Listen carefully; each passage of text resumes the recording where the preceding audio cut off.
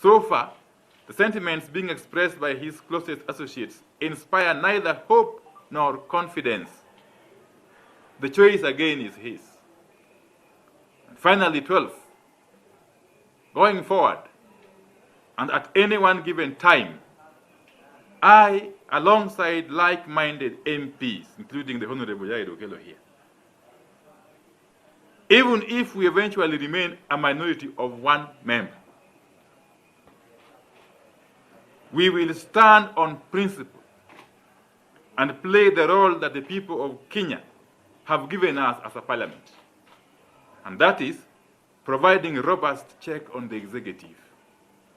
We will play that role faithfully, diligently, and without fear or favor. Thank you very much. As I have said again, and you've seen the statement, the telltale signs are really worrying. We are beginning on a very wrong footing. As you can see, even the media are now being censored. Even having access to a public function which is financed by taxpayers' money, such as a swearing-in ceremony, is not being made possible to our local media. This should tell you that we could be having tough times ahead. But Kenyans must rest assured that we, the like-minded members of Parliament, who have sworn to defend and uphold the Constitution of the Republic of Kenya, will do whatever it takes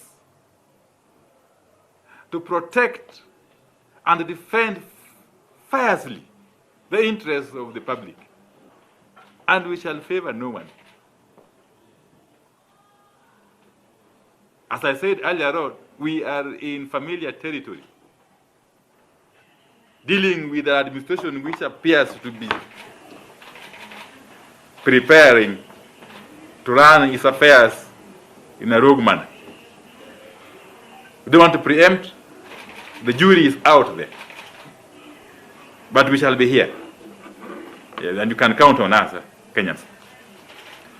Well, in addition to what my colleague has addressed, firstly, let me put it clear that it is quite unfortunate that the media has been locked out of Parliament and it had to call for intervention of ourselves, talking to various interested parties for you to be allowed into this compound.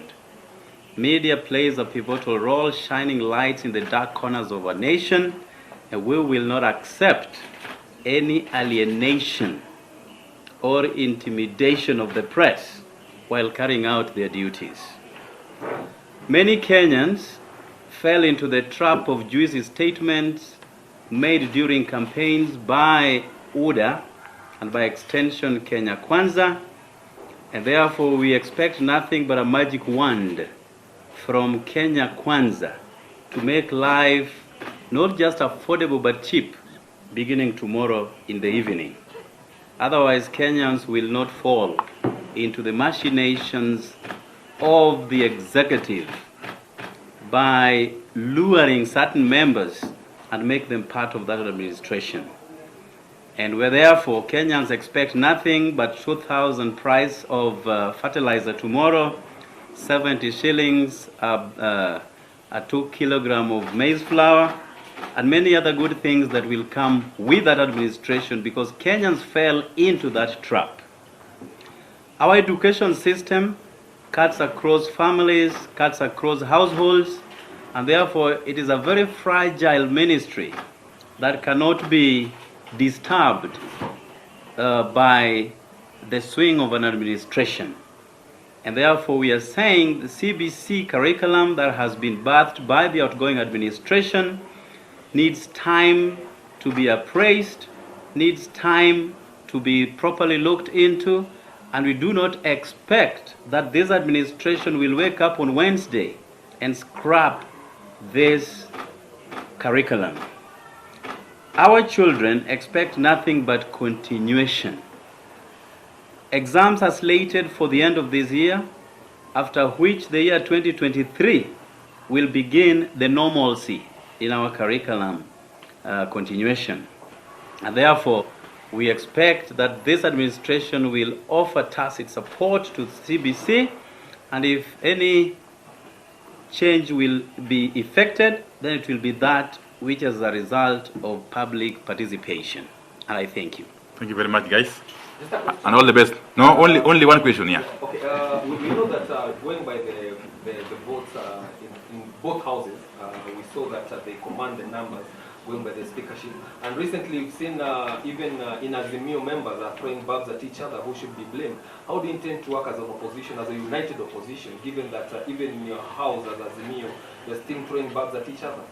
You know, as I said earlier on, the question of numbers when it comes to checking the government does not and will not arise. What is critical is the commitment, dedication, and single-mindedness of those numbers. And I can assure you that we shall keep this government in check very robustly. The elections are now behind us. But if anybody thought that it will be business as usual, then they are mistaken. We are, of course, organizing ourselves. I can't delve into those details. If and when the leadership of our side is established, you will see how we shall move forward. And therefore, Kenyans should rest assured, yes, that they have got a watchdog. Maybe Nyandawan can also answer. Are there plans for a shadow cabinet? No. Well, let me put it this way. Our forebearers made it clear that as the majority have their way, the minority will have their say. It is quite ironical that the majority in the House, which is Azimio coalition, fell into certain things that we do not know how to describe by certain members joining the minority side. That is quite ironical because it is the minority to join the majority. But going by the votes that were cast for the Speaker of the National Assembly and of the Senate, we saw how the fearful majority reigned to join the minority. But just as my brother has ably said, you'd rather be having one person standing to defend the civil liberties of the Kenyan people. And those two members, whatever it will take, you already have two of them right here with you.